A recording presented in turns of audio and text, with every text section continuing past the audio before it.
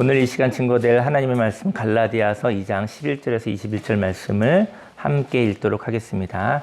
게바가 안디옥에 이르렀을 때에 책망받을 일이 있기로 내가 그를 대면하여 책망하였노라.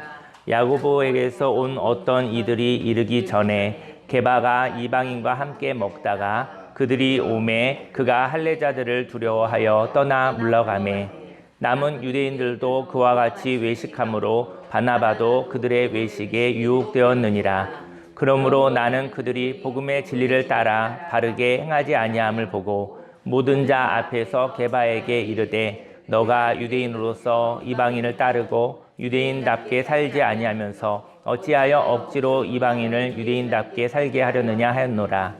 우리는 본래 유대인이요 이방 죄인이 아니로되 사람이 의롭게 되는 것은 율법의 행위로 말미암음이 아니요 오직 예수 그리스도를 믿음으로 말미암는 줄 알므로 우리도 그리스도 예수를 믿나니 이는 우리가 율법의 행위로서가 아니고 그리스도를 믿음으로써 의롭다함을 얻으려 함이라. 율법의 행위로서는 의롭다함을 얻을 육체가 없느니라.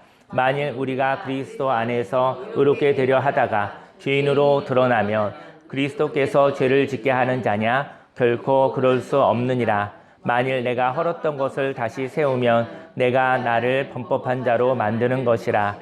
내가 율법으로 말미암아 율법에 대하여 죽었나니 이는 하나님이 대하여 살려 함이라. 내가 그리스도와 함께 십자가에 못 박혔나니 그런즉 이제는 내가 사는 것이 아니요 오직 내 안에 그리스도께서 사시는 것이라. 이제 내가 육체 가운데 사는 것은 나를 사랑하사 나를 위하여 자기 자신을 버리신 하나님의 아들을 믿는 믿음 안에서 사는 것이라.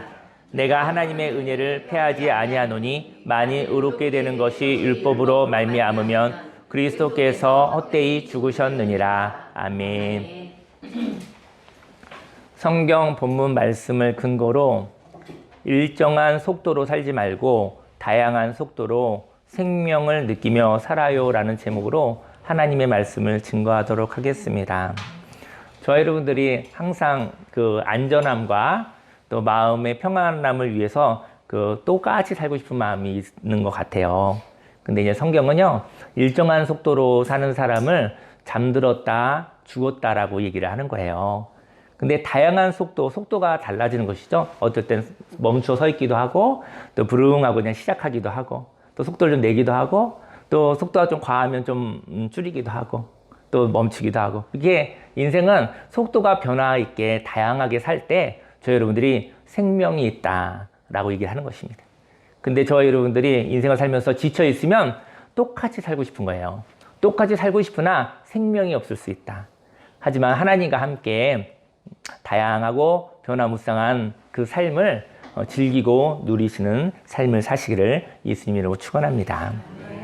인생 가운데 책망받을 때가 있습니다.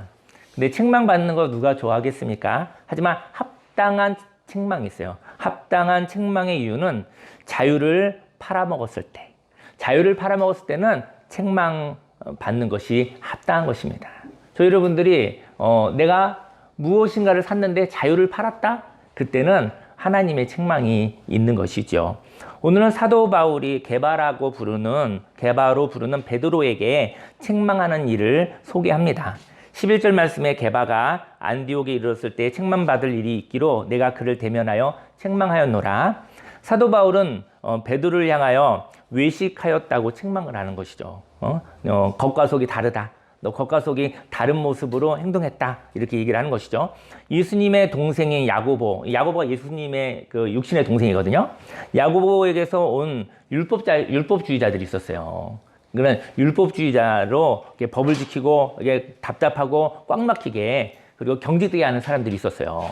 그 율법주의자들이 있었는데 이 율법주의자들은 완벽주의자와도 같습니다. 그래서 율법주의자는 최소한 이래야만 한다라는 거 말하며 기준이 많이 높은 사람들입니다. 기준이 높은 사람들이 율법주의자인 것이죠.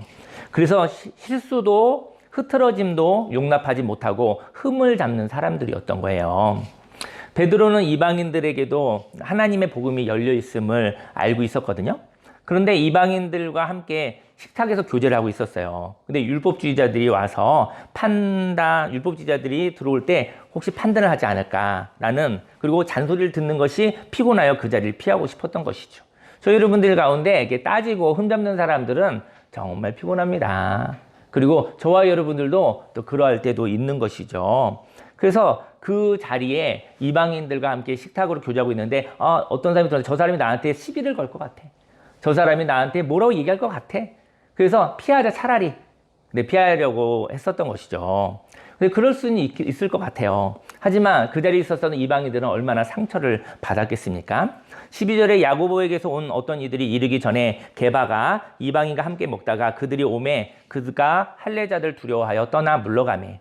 이렇게 베드로는 피곤함을 겪지 않기 위해서 율법주의자들이 들어오는 것을 보고 그 자리를 떠나게 되었습니다.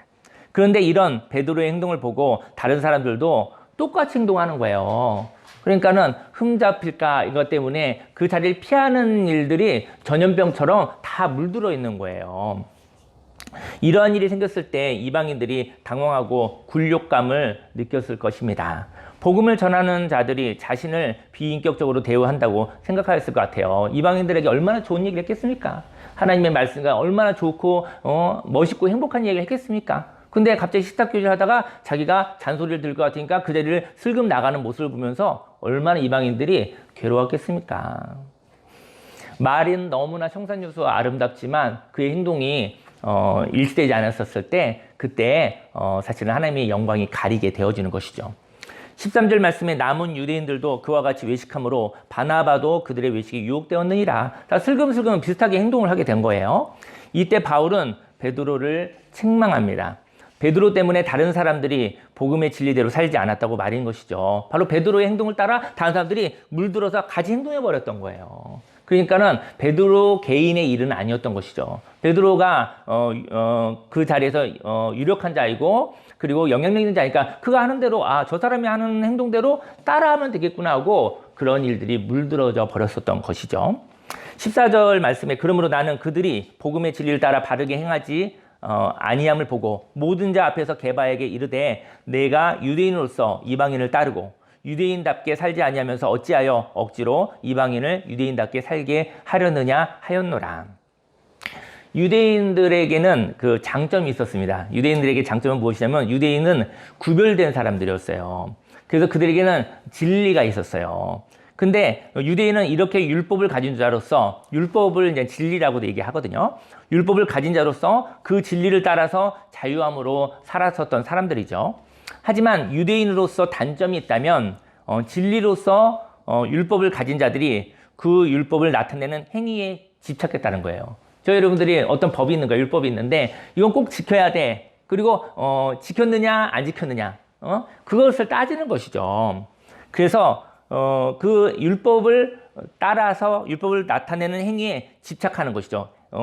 했느냐 안 했느냐 여기에 따지는 거에 관심이 있는 것이죠. 그는 율법을 가진 자가 아니라 그는 율법주의를 가진 사람인 것이죠. 저희 여러분들이 율법이 나쁜 건 아니에요.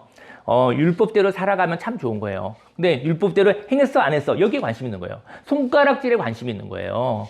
율법을 다 지킬 수 있는 사람이 어디 있습니까? 저희 여러분들 인생 살아가면서 어떻게 사는 것이 옳고 어떻게 사는 것이 바람직한 건 아는데 그 율법을 따라서 살아가야지 하는 사모함이 있는 것은 좋지만 율법을 따라 살지 못하는 자를 비난하고 손가락질하고 욕하고 괴롭히는 데 관심이 있는 자들이 율법주의자들인 것입니다. 율법은 하나님의 말씀이에요. 하나님의 말씀을 사모하여 저희 여러분들이 그대로 살아갈 수도 있고 살아가지 못할 때도 있죠. 하지만 율법대로 살아가는 것에 관심이 있길 바라고요. 율법대로 살아가지 못한 것을 향해서 욕하고 손가락질을 하는데 관심을 갖지 않으시기를 예수님의 이름으로 축원합니다.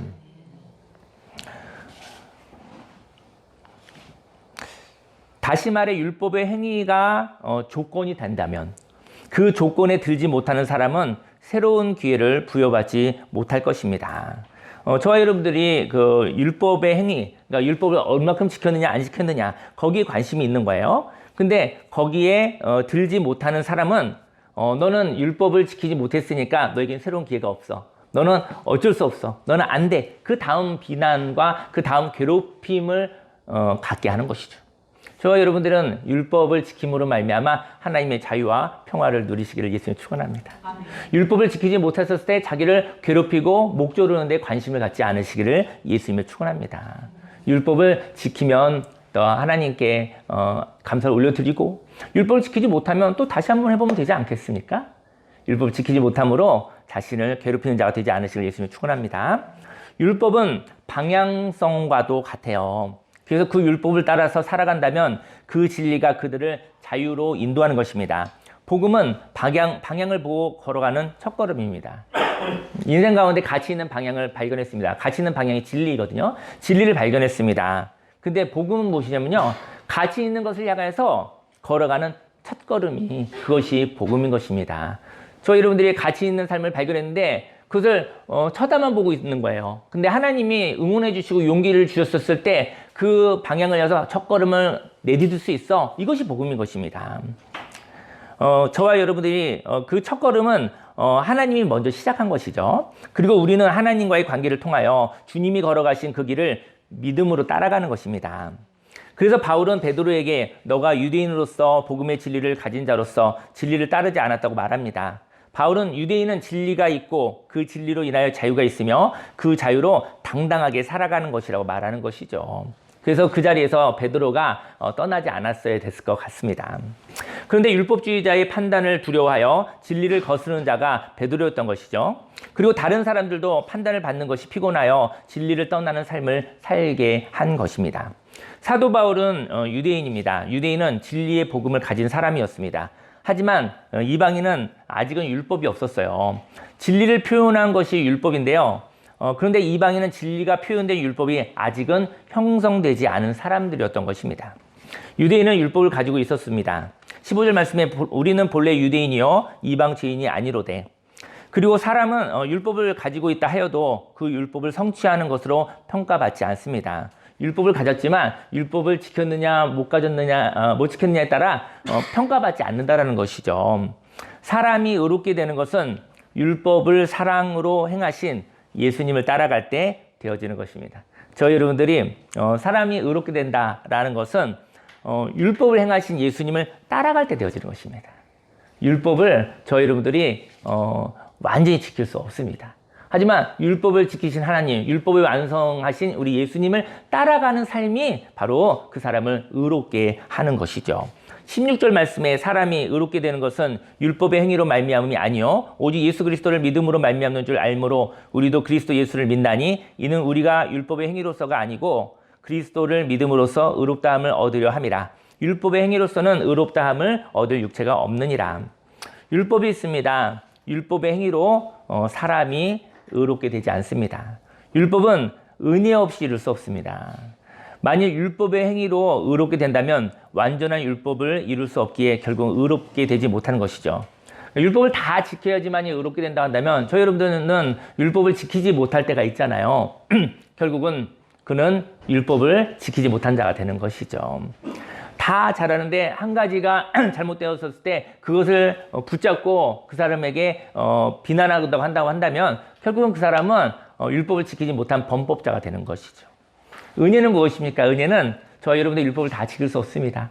하지만 하나님의 은혜로 율법을 지키는 것은 하나님의 은혜인 것이죠. 예수님이 그 율법을 지키기 위해서 걸어갔을 때 예수님과 함께 따라갔었을 때 율법을 지키는 은혜를 받았던 것이죠. 베드로가 그 자리에서 진리를 거스려 행동했을 때 다른 사람들이 또 진리를 거스려 외식했었던 것이 전염되어졌던 것처럼 예수님이 걸어가신 율법을 지켜나간 그 걸음을 우리는 예수님을 따라 걸어간 거예요. 그때 저와 여러분들이 은혜를 받고 율법을 지키는 축복을 받게 되어지는 것입니다. 율법을 완성하신 예수님이 있습니다. 율법은 방향성입니다. 그 방향으로 첫걸음을 걸어갈 수 있는 것이 복음인 것이죠.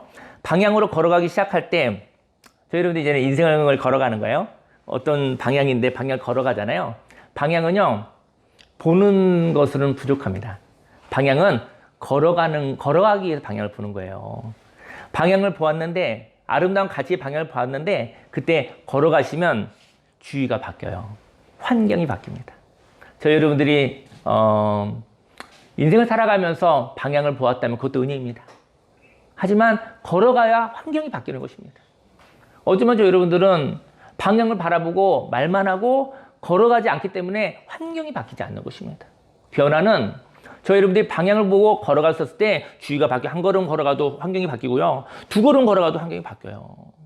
예수님을 따라 걸어가셨을 때 그때 저희 여러분들이 바꾸고 싶은 그 환경이 바뀌어지는 것입니다. 저희 여러분들이 방향으로 걸어가고 그 걸어갔을 때 장면이 바뀌어지는 일들이 예수님의 이름으로 축원합니다. 율법의 행위는 사람을 의롭게 할 수 없습니다. 방향성을 향하여 걸어가고 어디까지 도달해야만 의로울 수 있다면 도달한 목표는 또 물러서는 목표로 달아날 것입니다. 영원히 도달할 수 없는 것이죠. 저희 여러분들이 방향성을 향해서 걸어가고 있는데요. 어디까지 도달해야만 된다 이런 기준이 있어요. 사람이 나는 여기까지는 도달해야 돼. 그래야지 그 다음을 갈 수 있어. 이런 사람이 있거든요. 근데 어디까지 도달할 수 있나요? 어디까지 도달하면 그 다음 살 거야. 근데 어디까지 도달하는 것이 불가능한 거예요. 그럼 그 사람은 막힌 인생을 살아가는 것이죠. 저희 여러분들이 인생을 살아가면서 하나님 저 이 정도는 해야 되겠습니다. 그 다음에 제가 멋있고 아름답게 살겠습니다. 근데 이 정도를 못하는 거예요. 어디까지라는 조건이 우상이 되지 않으시기를 예수님의 축원합니다. 저희 여러분들이 하나님 제가 여기까지 되면 그 다음에 멋있게 아름답게 하나님의 영광을 위해서 살아가겠습니다. 하지만 여기까지 갈 수 없다면 저는 아무것도 할 수 없어요. 라고 고백하겠다는 것은 결국은 할 수 없다는 것이죠. 결국은 하지 않겠다라는 것이죠. 저희 여러분들 인생의 목표 가운데 어디까지라는 목표가 있는데 그 목표가 욕심이 되지 않기를 예수님이 축원합니다. 어디까지라고 했는데 되고 난 다음에 그 다음에 또 늘어나지 않아요? 여기 가면은 조금 더 갔으면 좋겠어요. 그 다음에 좀 더 갔으면 좋겠어요. 이렇게 되지 않나요? 결국은 붙잡을 수 없는 도달하지 못하는 조건을 하나님께 대고 있는 것이죠. 그래서 만족함이 없는 감사함이 없는 그런 삶을 살아가게 된 것입니다. 인생을 걸어가면서 멈추지 않고 저는 이번 한 주간 저 여러분들이 하나님의 은혜로 또 살아가게 될 거예요. 근데 그때 하지 않았으면 하는 말들이 있어요. 더 하지 않으시길 예수님 축원합니다. 만족하고 하나님 감사합니다. 이렇게 하나님 앞에 만족함이 있길 원해요. 분명히 하나님의 은혜로 저희 여러분이 살았거든요. 근데 저희 여러분들은 감사와 만족은 없고 더 욕심을 부리는 것이죠. 분명히 도달했는데 그 다음에 더 하면서 그 욕심의 끝이 없는 것이죠. 더라고 외치며 나아간다면 그는 행복을 느낄 수 없습니다. 멈춤은 행복입니다. 그리고 인생을 음미하는 것입니다. 저희 여러분들이요, 이제, 정말 대한민국 전체에 꽃이 피었더라고요. 움직이면서는 음미할 수 없습니다. 저희 여러분들이 잠깐 멈추어서 음미하시기를, 저와 여러분들이 그 안에서 만끽하시기를 예수님으로 축원합니다. 저희 여러분들이 멈출 때 행복합니다. 근데 대한민국에서 멈추는 사람을 이제 많이 이렇게 손가락질 하니까 멈출 수가 없어요. 멈출 수 없으므로 행복하지 않은 것입니다. 많은 것을 가지고 있어도 누리지 못하는 것이죠. 방향이 있으나 그 방향으로 걸어가는 도착점에 잠깐 머물러야 합니다. 그리고 그 머문 가운데 감사가 있다면 그 머문과 느낌과 감정이 그 사람을 행복하게 할 것입니다. 그 행복이 그를 의롭게 할 것입니다. 저희 여러분들이 멈출 수 있는 용기를 가지시기를 예수님으로 축원합니다. 사람들은 오늘도 인생길을 걸어가고 있습니다. 그런데 오늘의 한 걸음을 편마하여 먼 목표를 절대화하여 저희 여러분들이 먼 목표, 가능하지 않은 목표를 우상화하는 거예요. 그래서 오늘을 부족했다, 잘못했다고 비난한다면 그는 항상 실패자가 되는 것입니다. 17절에 만일 우리가 그리스도 안에서 의롭게 되려 하다가 죄인으로서 드러나면 그리스도께서 죄를 짓게 하는 자냐? 결코 그럴 수 없느니라. 우리가 예수님을 따라 살다가 그 발걸음을 잘못했다, 부족하다고 판단한다면 예수님을 믿고 걸어도 그는 잘못한 죄를 짓고 사는 것이죠. 그래서 사도 바울은 율법이 이루는 행위에 마음을 가지면 결국은 범법자가 된다고 말합니다. 법을 완전히 지킬 수 있는 사람은 없기 때문인 것이죠. 18절에 만일 내가 헐었던 것을 다시 세우면 내가 나를 범법한 자로 만드는 것이라. 바울은 율법을 완벽히 성취할 수 없다는 것을 알았습니다. 완벽하게 살 수 없는 것을 알았습니다. 그래서 율법의 행위로 만족하겠다는 것을 마음을 내려놓은 것이죠. 율법을 향하여 끝없이 추구한다면, 다시 말해 항상 그 율법을 이루어야 한다면 그는 결국은 도달하지 못하는 것입니다. 저와 여러분들은 율법을 행하는 그 순간에 머뭅과 감사가 있기를 예수님 축원합니다. 아멘. 저 여러분들이 어떤 율법을 무엇인가를 성취했거든요. 근데 그때 당연하게 여기지 않으시길 예수님 축원합니다. 그때 잠깐 머물고 감사를 하시길 바랍니다. 저 여러분들이 멈췄다가 또 시작할 때가 있거든요. 저 여러분들이 인생을 살면서 생명을 느끼고 사시나요? 사람이 멈춰 있었을 때 발걸음 시작하면 생명이 느껴집니다. 생명 어떻게 느끼냐면요. 멈추었다가 시작할 때 느껴집니다. 다만 율법을 향하여 그 율법을 시작하게 하신 하나님과 동행하는 것을 인생의 목적으로 삼으시기를 예수님 축원합니다. 여러분과 제가 멈추었잖아요. 근데 멈추었다가 시작할 때 생명이 느껴지게 되어지는 것이죠. 예, 멈추는 이유는 또다시 움직이기 위한 멈춤인 것이죠. 충전하고 하나님이 시작하실 때 같이 생명의 시작을 하게 되어지는 것입니다. 멈추는 것을 두려워하지 않으시기를 예수님 축원합니다. 멈추는 이유는 새롭게 시작하기 위해서 멈추는 것인 것이죠. 방향을 향하여 시작할 때 머무는 시간이 있습니다. 멈추었다가 시작하기에 그 자리를 느낄 수 있는 것이죠. 어쩌면 여러분들이 생명을 느끼지 못하는 것은 멈추지 않기 때문인 것이죠. 그리고 또 한 걸음 걸어갈 때 광경이 장면이 저와 여러분들을 지나가게 하여야 합니다. 그러니까는 살아있는 느낌인 거예요. 멈추었다 시작할 때 생명을 느끼고 지나가면서 환경이 바뀌는 것을 통해서 그것을 주위를 쳐다볼 수 있는 변화된 환경을 볼 수 있었을 때 생명을 느끼게 되어오는 것이죠. 만일 도달하지 못하는 목표를 보고 달려가지만 저희 여러분들이 목표가 있는 거예요. 근데 도달할 수 없는 목표가 있어요. 그 목표를 향해서 전심으로 달려가는 거예요. 전심으로 달려가는데 잡을 수가 없어요. 가면서 계속 달아나고 있거든요. 계속 달아나는데 그걸 어떻게 잡을 수 있겠습니까? 그 멈출 수 없는 목표가 있다면 그런 쉼이 없이 달려가지만 결국은 아무것도 누리지 못하는 삶을 사는 것입니다. 전력으로 달려보십시오. 저와 여러분들이 가지고자 하는 그것이 저 여러분의 속도보다 더 빨리 달아나고 있습니다. 저 여러분들이 달려가면서 무엇인가를 이루었을 때 그때 잠깐 머무르시면 그 자리에 있는 하나님의 축복과 하나님의 행복과 하나님을 느끼시게 될 것입니다. 방향은 시작할 때 느낄 수 있습니다. 그리고 달리다가 멈추었을 때 느낄 수 있습니다. 만족함이 없는 끝없는 방향에 속지 않으시기를 예수님의 이름으로 축원합니다. 19절 말씀에 내가 율법으로 말미암아 율법에 대하여 죽었나니 이는 하나님에 대하여 살려 함이라.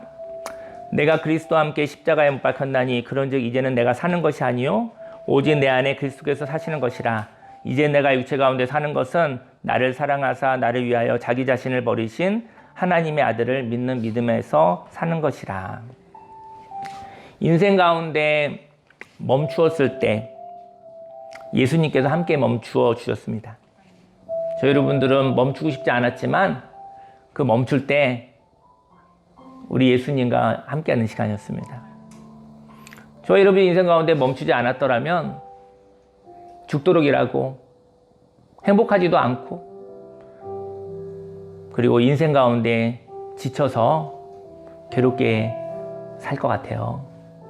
근데 하나님이 우리가 멈추었을 때 비난하지 않았습니다. 멈출 때 우리 예수님이 같이 멈추셨습니다. 그때 외로움으로부터 자유케 됩니다. 멈추었을 때 혹시 버려진 것인가? 실패한 것인가? 생각했었는데 그때 예수님이 같이 멈추셨으면 그거는 잘못된 것은 아니잖아요. 우리가 멈추었을 때도 예수님 십자가에서 함께 멈추셨습니다. 그래서 우리는 외롭지 않습니다. 그때 우리는 함께함을 경험합니다.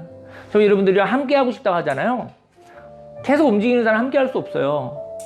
멈출 줄 아는 사람이 함께하는 것입니다. 멈추는 것이 함께하는 것입니다. 그리고 그는 예수님과 함께합니다. 그는 자신의 영혼 안에 예수님이 함께 계시는 것이죠. 저 여러분들 인생을 살아가다가 멈추는 것이 좀 어색할 수 있어요. 하지만 그 멈출 때 우리 예수님이 같이 멈추셨다는 것을 아시기를 예수님 축원합니다. 우리 예수님이 저와 여러분을 보호하고 있는 거예요. 멈출만 해서 멈춘 거예요. 그래서 멈추는 시간을 행복한 시간으로 가지시기를 예수님으로 축원합니다. 그리고 멈추었다가 시작할 때가 있죠. 충분히 멈추면 시작하는 거 아시죠? 충분히 쉬고 나면 힘이 생겨요. 멈추는 시간에 힘이 공급되는 거예요. 생각도 지혜로워지고 그때 시작할 때가 있습니다. 근데 자신의 힘으로 시작하지 못할 때가 있어요. 왜 멈추지 못하냐면요. 멈추고 나서 다시 시작하지 못할까 봐. 멈추면 다시 시작하지 못할까 봐 멈추는 것이 두려운 거예요. 그래서 자신의 힘으로 시작하지 못할 것 같은 두려움 있죠. 근데 예수님이 그때 시작한다는 것이죠. 예수님과 함께 했잖아요. 근데 그 예수님이 움직이시는 거예요. 그 예수님이 시작하실 때 그때 함께 시작하시기를 예수님이 축원합니다. 시작할 수 없을 것 같은 환경에서 예수님이 시작하는 것은 우리에게 큰 용기가 되는 것입니다. 21절에 내가 하나님의 은혜를 패하지 아니하노니 만일 의롭게 되는 것이 율법으로 말미암으면 그리스도께서 헛되이 죽으셨느니라. 은혜는 선물입니다. 저와 여러분들이 어떤 삶을 살 때 어디까지 도달하였기에 그 다음을 시작할 수 있다면 어디까지 도달하지 못함으로 그 다음 삶을 살지 못할 것입니다. 다시 말하면 저희 여러분들이 인생을 살아가는데요. 어디까지 도달하면 이란 조건이 있어요.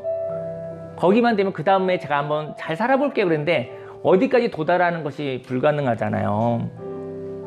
그래서 어디까지 도달하면 무엇인가 할게요 라기보다는 하나님이 함께 하실 때, 예수님이 시작하실 때 그때 함께 움직이시기를 예수님을 축원합니다. 인생은 하나님의 때에 하나님의 선물로 시작할 때가 있습니다. 어떤 조건에 의하여 시작이 막히지 않기를 원합니다.